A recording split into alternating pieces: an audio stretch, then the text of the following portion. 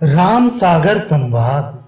श्री रघुनाथ जी जब समुद्र तट पर पहुंचे तब कुछ बिछाकर एक आसन से बिना उठे बैठे 3 दिन रात्रि उन्होंने समुद्र से मार्ग देने की प्रार्थना करते हुए व्यतीत किए। किंतु समुद्र ने उस समय अपने हृदय में गर्व धारण कर लिया। उसने श्री रघुनाथ जी को सामान्य मनुष्य समझ लिया था। यह देखकर अंत में धैर्यशाली श्री रघुनाथ जी ने अपने हाथ में अग्नि बाण लिया और उसे धनुष पर चढ़ाया। बाण के चढ़ाते ही समुद्र भय से खलबला उठा और उसके भीतर रहने वाले जीव जंतु व्याकुल हो गए। प्रकट होकर समुद्र ने कहा, प्रभु, मैं आपकी शरण में आकर पड़ा हूं, मुझे अपने बाण से भस्म न करें। यदि आप आज्ञा दें तो मैं अपने जल को एक ओर हटा लूं। इस प्रकार मेरे भीतर मार्ग हो जाए और मैं सबको पार उतार दूं। परंतु देव शिरोमणि, यदि आप दूसरा विचार पसंद करें तो विचार करके मेरे ऊपर पुल बांध लें। प्रभु ने समुद्र को दीन समझकर हंसकर धनुष रख दिया और गले से उतारकर पुष्प माल्य उसे प्रसाद स्वरूप दे दिया।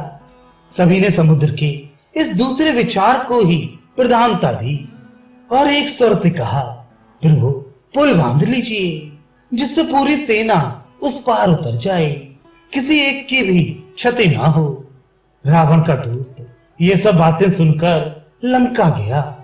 उसके द्वारा ये सुनकर कि श्री रामचंद्र जी का प्रताप 10 दिशाओं में व्याप्त है, उनके प्रताप से जल पर पत्थर तैर रहे हैं, पूरा नगर व्याकुल हो गया।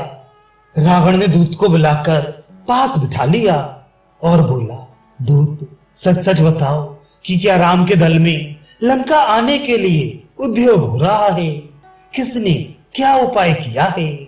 जामा, अंगद अपने साथियों के साथ इस नगर में कैसे आएंगे और मेरे जीते जी सीता को आंख भर देख भी कैसे सकेंगे?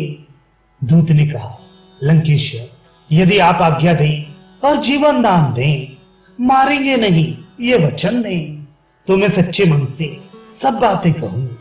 श्री राम की सेना का सारा भेद और बर्ताव प्रत्यक्ष कहकर सुना दूं।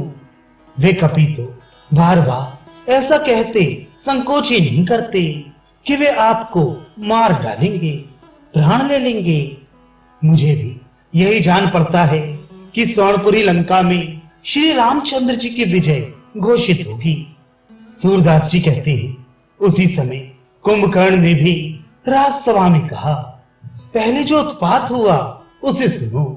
मैंने एक दिन ब्रह्मलोक में यह चर्चा सुनी कि तुम्हारे कामांध होने से राक्षसों के सब धन एवं परिवार का एक ही बार नाश हो जाएगा।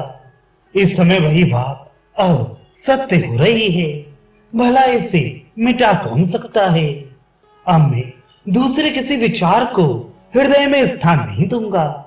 आज भयंकर युद्ध करूंगा, श्री रघुनाथ जी के सामने बाण पकड़ूंगा, उनसे युद्ध करूंगा और उनके देखते देखते यह शरीर छोड़ दूंगा। तो स्वयं कमाऊंगा कि कुंभकर्ण श्री राम के हाथों मारा गया तथा परम पद प्राप्त करूंगा।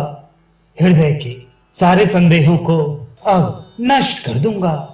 यदि संकोच करके मैं विभीषण की भांति शरण लूं तो यह क्षत्रिय के योग्य धर्म नहीं होगा।